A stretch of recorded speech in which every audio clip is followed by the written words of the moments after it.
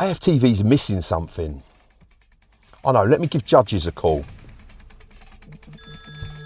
Hello, Smarty Marty, how are you, my son? I was thinking about doing a tactical show for AFTV. Really? Well, I'll tell you what, I can do with some sleep. That will be fantastic, like, because I've been really struggling, like, you know. No. Not like that, mate. This will be fun and entertaining. You know me. Oh. Well, you better ask the boss if it's okay then. Oh, I'll give him a call. Marty, what's up? Boss, I want to do a tactical show. You sure you can handle that? Who are you going to do it with? I've got just the man for the job. Graham, you, me, tactical show, what are you saying? I'm in. Oh, and one thing, Marty. This better be good, or else. Ladies and gentlemen, boys and girls, welcome to a brand new show, The Game Plan, on AFTV. Please subscribe if you haven't, and please let us know in the comments what you think of this brand new show. So yes, I have pulled an absolute legend out from the wilderness into a brand new show. I got given the green light by the Don. And I said, look, AFTV needs a new show, a tactical show. We've moved away from the old one and we are going into the new one. And like I said, let me introduce to you a fine gentleman that has done over 170 tactical shows previously for AFTV on the old format. And we have come together to create a brand new format for a tactical show, which we hope you guys are going to enjoy. Yes, it's different. And let me introduce to you Mr. Graham Brooks. How are you, my man? Good afternoon, Marty. Great to be back and great to be on this brand new concept. We've talked a lot about this new show, and I think the difference between this and the old show that I used to do, Tactical Insight, is the old show was literally a post-game breakdown. Yep. What we're going to try and create in this show is we're going to look back at particular Arsenal games. Yep. So we're not going to be looking straight away at the game that they've just played. We'll be taking tactical parts of games and understanding what we did well in those games. And I think it's a great time to be analysing Arsenal at the moment with Mikel Arteta as our manager. And for the first segment, I think we pulled together a great trio of games from that really difficult week when we came back from the international break, and he navigated us through a really hard set of games, ending with Chelsea last Sunday in that derby in London, that full-on, full-blown, aggressive game of football that we watched. How we started the week in the Tottenham game, how we then went into the Bayern game, and then we finished the Chelsea game. And we came out of that with 2 wins and a draw, which I think, when we thought about it going into that set of games, was something I think we would have settled for. I know a lot of people were thinking that they went down to 10, so we didn't get the result at Chelsea, but what I will say is, at the start of that week, we had potentially 8 players not available to us. Calafiori had picked up a knock on international duty. Gabriel had been injured on international duty. We had Odegaard coming back. We had Madueke and Martinelli injured. And then we had our 3 forwards not available to us, Gyökeres, Havertz and Jesus. So when we went into those games, there was a lot of questions to be answered. And the way that I think Mikel set us up in these games, we're going to talk about today, the way he got the result at Chelsea, with the way he changed our right-hand side second half to get that result over the line.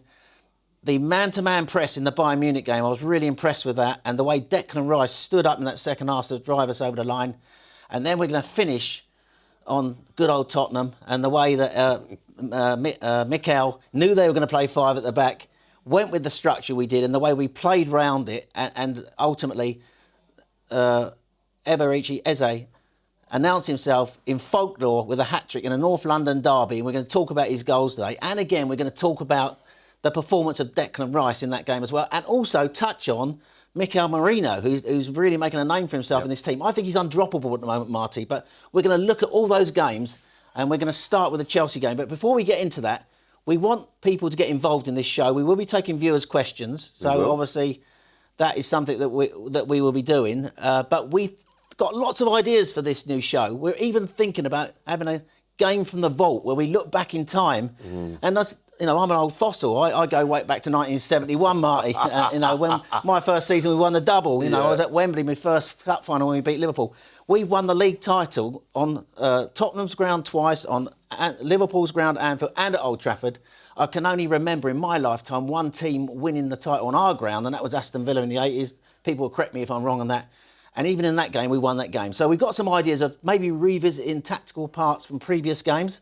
But for this first segment, I thought, although people will be watching this after the Villa game, I thought it'd be good to look back at this really tough week and how we came out of it, starting with that Chelsea game. And Graham, you say, you know, you talk about Arsenal folklore, and for me, those games with the Bayern Munich, the Tottenham, and also the Chelsea, those games, they're historical games. Eberechi Eze putting himself down in history books with that amazing hat-trick. And that's what we aim to do in this show, is to break tactical insight down into bite-sized segments for everyone and go through those segments. And as you said, Graham, guys, this is a great opportunity for you guys. Get involved with a WhatsApp number on the side of the screen to send in your voice notes, your messages. And if there are any tactical questions that you would like Graham to break down and answer on this show, it is the perfect opportunity for you to do that. So we hope you like it. And also, like Graham said, if you've got any ideas for the show, for these segments, please let us know in the comments, as I'm sure you will. And listen, let's get straight into it, Graham. So, Graham, let's start with Chelsea versus Arsenal and how Arsenal set out against Chelsea. Well, you can see on the board there the actual formations at the start of the game. The teams are pretty much set in their normal formations. Arsenal went pretty much with their normal 4-3-3 that was available to Arteta, Saka and Martinelli on the wings. Eze and Rice as the 2-8s, and Mikel Merino with the role really, although he's playing striker, he's dropping in. And at times I thought he was playing false 9, sometimes I thought he was playing almost like another number 10. So that was the way we set up when we were in possession. And I think the game really turned on the red card, didn't it? Because in the first half, I thought the game, Chelsea was, I think, edging the game, 11v11, I'll be honest. But, you know, that didn't mean to say they were going to go on and win the game. But they've certainly had the better at 11v11. And then Caicedo, been running around, putting in lots of challenge, gets himself sent off for that tackle on Merino. So basically he goes and they're down to 10. That was about 7 minutes before half-time. I thought we had one or two great moments in the first half. Declan Rice driving run forward. Nice interchange with Martinelli. A shot by Martinelli, which was well saved by Sanchez. Saka also drew a save from Sanchez as well. But, you know, they were very aggressive, Chelsea. I think they looked at Sunderland and the way they played against us, and that they literally were aggressive all over the pitch. Cucurella, as usual, literally diving in on Saka at every opportunity. Thankfully, got a yellow card, which made him think again, I think, as the game went on. But the sending off changed it. So we go into half-time 0-0, and then the worst possible thing when you're up against a team with 10 men, they score straight from the restart. So Second half, Graham, when they went 1-0 up against us. Yeah, so what happened, obviously, to concede a goal at the start of the second half was obviously not in the game plan for us, was it? A set play which Chalobah heads in. Yep. And I think what happened then was Maresca set them more up in the sort of to mark zonally and to stop us creating. They played like a 4-4-1.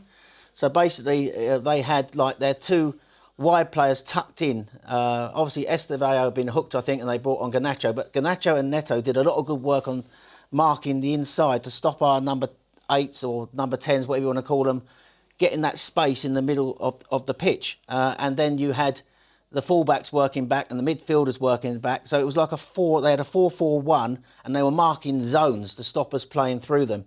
And it worked for about 10, 15 minutes. But Arteta responded to that quite quickly with changes. He'd already brought on Lewis Skelly for Calafiori because Calafiori was on a booking.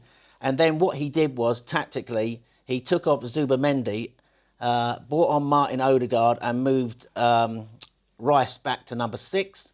And obviously then Madueke came on the left-hand side against his former club for Martinelli. So we've now changed personnel in this setup. But I thought the key to it was he went back to what we did last season and rebuilding that right-sided triangle with Odegaard, Saka and Timber on the right-hand side. And that, I think, was crucial because we were struggling to penetrate through their 4-4-1 zonal marking system. What Odegaard does really well, he takes us high up the pitch and he works angles and gets the best out of Saka. Timber holding the width, Saka coming inside, Odegaard looking to feed him in, and then Saka works his bit of magic and gets the cross in for Mourinho's header. So we had that right-handed triangle, which we haven't been using so much without Odegaard in the team, because Odegaard normally orchestrates that with Saka and the right back. So he went back to that to break Chelsea down because he was struggling to break Chelsea down. I thought that was the key part at the start of the second half. And then as the game goes on, he makes another change because Rice is back in the 6th position. But Mourinho, after he headed in, he's so versatile, this player, dropped back into the left 8, and then he brings on Gyökeres in an attempt to try and win the game. So at the end, we've totally changed the shape from where we were. We're still in our basic 4-3-3, but we've got different personnel offering different things to our build-up. And I think the game plan from Mikel was to go back to what worked well last season, which he hasn't been using so much this season, because I've noticed this season we've been playing more direct balls, we've been working more on transitions and not always building up in our normal 3-2-5 shape. But this was a throwback to last year. So he's got the triangle now on the right-hand side, and that triangle, Marty, is Timber of the width. It's Odegaard and Saka, which has worked well for us in the past, and it got the goal on the day to get us back in the game. And then he's decided to recreate that triangle on the left-hand side almost when he's got Madueke, Marino, and Lewis Skelly, who's more inverting than Timber. Timber's holding the width on one side, but Lewis Skelly is more playing the inverting role. And ultimately, we had that great chance right at the end, and it was obviously didn't come from that triangle working. It was Nketiah who got up on the outside, got the cross in, and it was coming in towards Gyökeres' head, and he would have headed the winner, I think, but Timber, who crashed the box, takes the ball off his head. So that's how the game ended. I thought we were pushing for the winner. He had recreated what we had last year that worked so well with these two triangles, and Odegaard back on the pitch, got the best out of Saka in that moment that created the equaliser. Fantastic breakdown. And unfortunately, we didn't get the result, but a point earned is a point gained. And then, listen, Graham, now let's move on to the Bayern Munich game. What an absolute classic that was. At the Emirates, under the lights, in the Champions League, and we go and smash them 3-1. Now, what an interesting game of football that was, OK? And for many reasons. Tactically, how did you see that? Right, the interesting thing about this game, Marty, was we changed our pressing shape. We normally press in a 4-4-2. Well, we still pressed in a 4-4-2, but I think we moved away from creating that midfield diamond in our press. And what I mean by that is normally you would have Zubimendi there, you'd have Rice there, you would have the left winger Trossard there and Saka there. That'd be like a diamond as we pressed in a 4-4-2. What he did in this game, Mikel, is he went literally man to man. And I think it was really bold of him. I think it was the sort of game where both teams wanted to go man for man. It became like everybody trying to win their individual duels all over the pitch. So basically, the team was set up to go man for man. And the reason why he wanted to do that, I think, is he looked at Bayern Munich over the last few weeks in the Bundesliga, and what they like to do is they like to drop players deep into their midfield, like someone like Harry Kane, and even Carl, who's like an attacking player, he drops in deep sometimes. Kimmich is the one who likes to get on the ball and dictate from deep, from a defensive midfield position.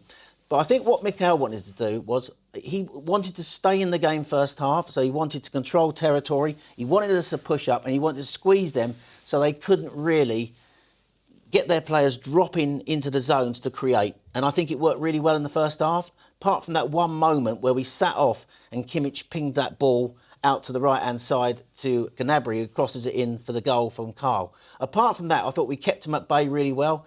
We squeezed them high, and they couldn't really do what they normally do. Kane was coming deep and getting none of the ball, Harry Kane. So we dealt with him. When Kane dropped deep, you noticed, I talk about man for man, Saliba was tasked to go wherever Kane went. So what you saw in this game, really, Marty, was you saw in the pressing, both teams going man for man, but they literally going all over the pitch where their particular player went. So if Kane came really deep, Saliba would almost be up playing almost like a left-sided 8 to track him if he went into that position. And the same with them. They had centre-halves pushing up high to mark Marino. If Marino wanted to drop back, one of their players would pick him up deep. So it became like a tactical battle, a man-for-man battle all over the pitch. And what we did differently in this game, we went man-to-man. We were really aggressive with our high press. And that high press in the first half led to the first goal, Marty, because I think in the end, it was the pressing from Zubimendi that forces Lema, to, when he gets the ball, to concede a corner. And from that corner, Timber heads in the opening goal from a set play. But then they've got a great equaliser. And at half-time, it was fairly even, you could argue, you know. But then in the second half, we took the game by the scruff of the neck. Not so much, I would say, this was down to Mikel tactically. It was, or you could say maybe it was. It was the performance of Declan Rice in that second half. It was absolutely immense. What he gave us in that second half, Marty, was, I think, the complete midfield performance. And Yes. to do this, he's reliant on his mate Zubimendi, because Zubimendi offers something to this midfield that we didn't have last season. He's able to press up high, and he goes high. And sometimes what happens is that Rice will sit back and he'll just pick his moment to actually go to intercept or to drive forward. And he's looking to get on the ball and make something happen. And the game, I think, turned in the second half on Rice getting involved. First of all, when he, by now, Mikel had made his first swaps. And to be fair, or just before he made the first swaps, actually, because he did bring on Calafiori and Madueke, and that was the partnership that led to the goal. But again, Rice was instrumental to that. But Rice, who already drove up the pitch and drove into the box and got a save out of the keeper, which was a great piece of play from Declan Rice. And then, of course, he seizes on that error when Upamecano plays it into midfield. He's there, he's seized on it, and he's released, I believe it was Eze, I think, in the outside position, who plays in Calafiori on the underlap, and he fizzes it across, and Madueke arrives at the back stick to put it in the goal. So I think credit Arteta with the subs, because he brought the two subs on, they immediately had an immediate impact with the goal. But I thought it was Declan Rice, Marty, in this second half, who drove us over the line, who actually was the difference maker in that game. So I think you can't underestimate just how good Declan was in that second half. And in the end, we ended up beating Bayern Munich quite comfortably. Yeah, it was an absolutely fantastic performance. A domination for Arsenal. Getting that in the Champions League goes down in history as one of the best games. I've got here for you, I just go to his numbers in this game, Declan Rice, because it's quite important, I think, that we acknowledge just how good his performance was. 100% tackles won, 49 passes, 5 ball recoveries, 3 chances created, 2 clearances, 1 interception, 1 big chance created, 1 shot. He literally ran the game in the second half. His interception led to the Madueke's goal to give Arsenal the lead. I thought he was absolutely immense on the night, Martin. For me, that 100% tackles won. What a statistic to have against a team like Bayern Munich. Unbelievable. And it was a great result. You know, they are, I think, I would say that you could argue that, because we're top of the Champions League at the moment, you could argue that we are the best team in Europe at the moment. But for me, they are the best team in Europe. I've watched a lot of their games. Even went out to Munich a couple of years ago to watch them. They are such a good team. You know, I think that you can't underestimate how good that was. So I thought what Arteta did really well in that game was the press in the first half, man-to-man, to stop them getting footholds in the game, kept us in the game up to half-time, and then putting on the second half with the subs, bringing on the attacking subs, changing the shape, and Rice moving back and then seizing the moment to really influence the game. And that's why I think we... Lung-busting runs lung from busting, Declan Rice. Absolutely love it. Right, so let's go back into an instant classic. There is nothing better than smoking Tottenham Hotspur and doing it for fun. Eberechi Eze popping up with a phenomenal hat-trick. Yeah. OK, let's go into that. Well, Graham. before we go into that, I just want to say this to you, Marty, that one of my friends is a Tottenham fan. Yeah. And he's got a season ticket. He pays $2,300 for his season Wow. ticket. That's an incredible price, I know. But he's seen 3 home wins this season in 2025. I worked out he's paying £766 a win. Well, considering they got beaten 22 times, I think it was last season, they ain't had too much of a good time. No. But having said that, I'm always nervous in North London derbies, Marty. Yep. And I've got to admit to you, I was away in Canada over the summer. Yep. And I was actually on Moraine Lake. Yep. On that day that the Eze transfer news come through. I remember going back to the car with my son, and that felt like a really big moment, didn't it? What we got, I think, with Eze, I see him as almost like the final piece of this attacking jigsaw that we needed. Yep. And number 10, who shoots and is a goal scorer. Yep. So I think what he's added to the team this season was shown in this game. And I think the thing I like about him is he's in that 10 role. He knows how to play it so well. the 3 goals he got in this game came from him understanding where he needed to be on the pitch in that zone. I always used to talk about, in the previous shows, about zone 14 in front of the penalty box where the D is. That is where a lot of goals should come from, and teams try to stop teams from scoring from. And in this game, we'd already taken the lead with Marino dropping into the half space to play in Leo for the first goal. But again, Declan Rice, who was brilliant in this game, was the one who played it to him. But he appreciates the space. And Tottenham, who played 3 centre-backs, and we're going to talk about that, who don't want to come out, he literally gets the ball and then he manipulates the space to get the shot off, drills it in. That was his first goal. The second goal, if I remember correctly, we build up down the right-hand side at the start of the second half, and he's lurking on the edge of the box again. He's always around that D, and it's almost like he creates his own space to get the shot away. He knows where he's got to go to get the ball, and I think we work it to him on his left foot and he puts it away for the second one. The third one, I thought, was a fantastic goal because I love the way he let the ball run across his body. He appreciates the build-up from Marino's pass into... I can't remember now who he played. Marino played the ball into. I think it was Trossard, actually. Trossard, when I think about it, he had the ball. He squares it across. And what I like about that goal is he lets the ball run across him. And then he guides it with the right foot right into the corner. That was the complete hat-trick for me. And to be honest, the last Arsenal player to score a hat-trick in a North London derby, I think there's only been 3 now, with Eze being the third, was Alan Sunderland in 1978. And I remember that one vividly because it's the game where Liam Brady curled the ball into the corner of the net, isn't it? So a fantastic performance by Eze, a game-winning performance. And to think, I can remember Tottenham fans saying, we can't wait till he's holding up the shirt. The Arsenal fans are going to be in complete meltdown when that happens. And they were the ones in complete meltdown after this because that was a top performance, 3 great goals, a hat-trick. And you know, that was a fantastic performance by Eze. So, you know, I think we've needed this type of player, Marty, a number 10. And I know we can flip it around. Odegaard offers something in the right-hand half space, working with Saka. But there are certain games where you need a number 10 who appreciates that space in front of the D of the penalty box, who's willing to shoot. He's got a lovely way he drops his shoulder, feints and he glides with the ball and he gets into shooting positions. He's not afraid to shoot. I think we've lacked that in the past, Martin. So, yeah, Eze, the star of the show. So let's talk about Eberechi Eze in numbers. So he becomes the 23rd player to score a Premier League hat-trick for Arsenal and the 400 in the competition's history.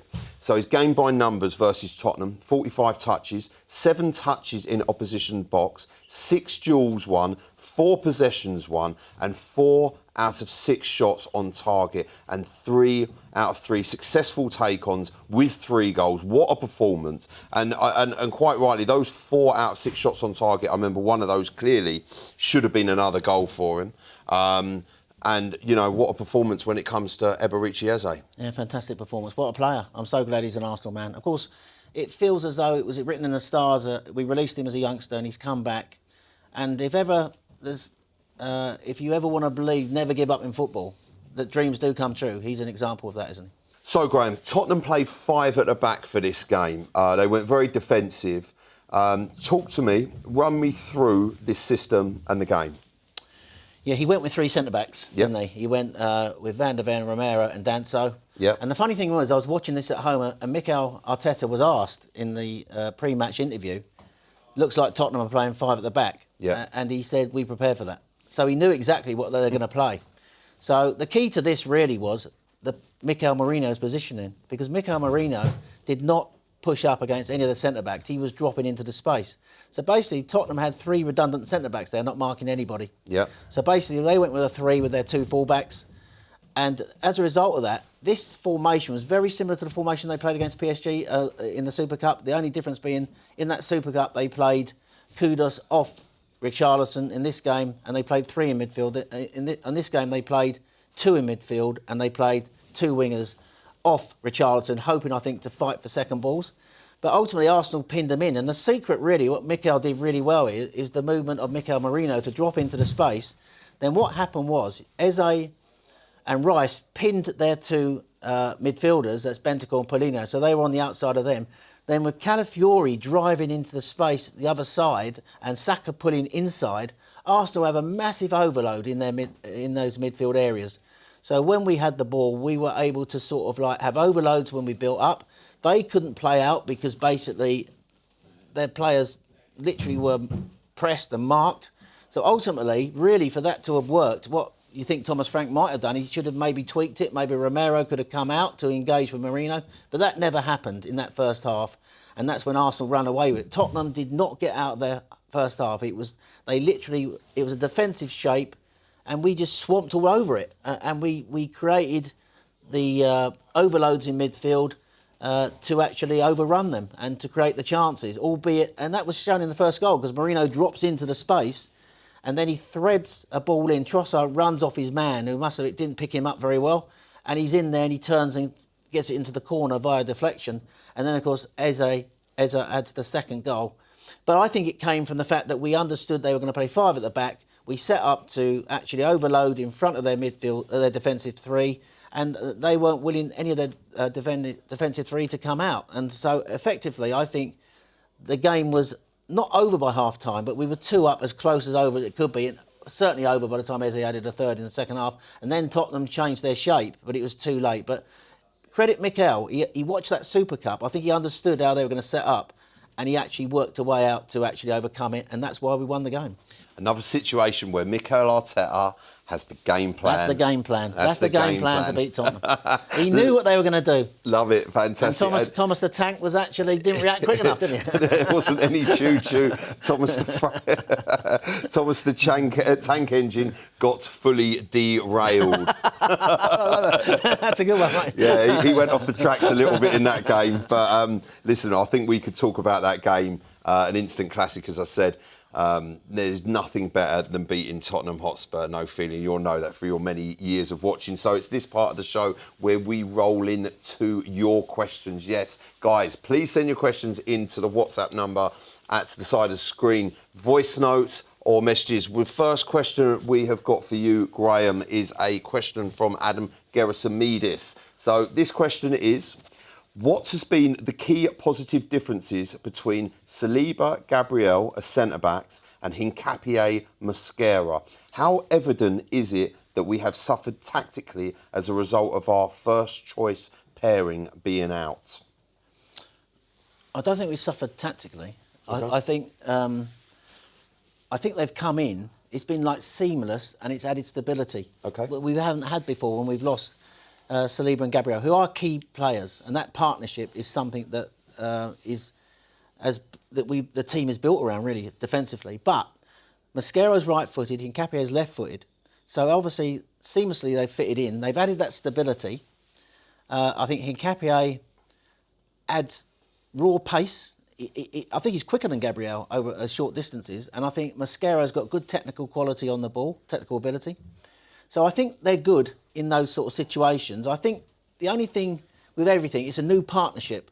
So that is probably something that maybe you could argue where we lose slightly, but they're getting to know each other. And I think the only thing I would say is when I've watched it at times, I miss Saliba's composure and calmness on the ball, which that's not a dig at Mosquera or Hincapié, because I think they've had good games.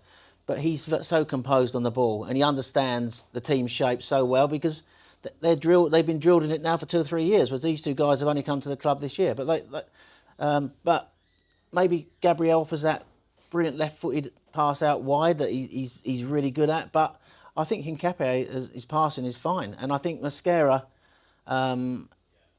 as qualities as well, and I think they've been a good partnership in the games that they played. And obviously, unfortunately, Mosquera's picked up an injury. So I think it's added stability, and it's seamlessly they fitted in seamlessly. And although we missed certain things about Gabriel and Saliba, I think these 2 guys are great defenders and offer good qualities in their own right. So I don't think it's hard to say we haven't missed players of the quality of Saliba and Gabriel, but these have been more than adequate replacements, Marty. But what a great time it is to be alive, where you can replace quality with quality. Great line, mate. I do try, Graham.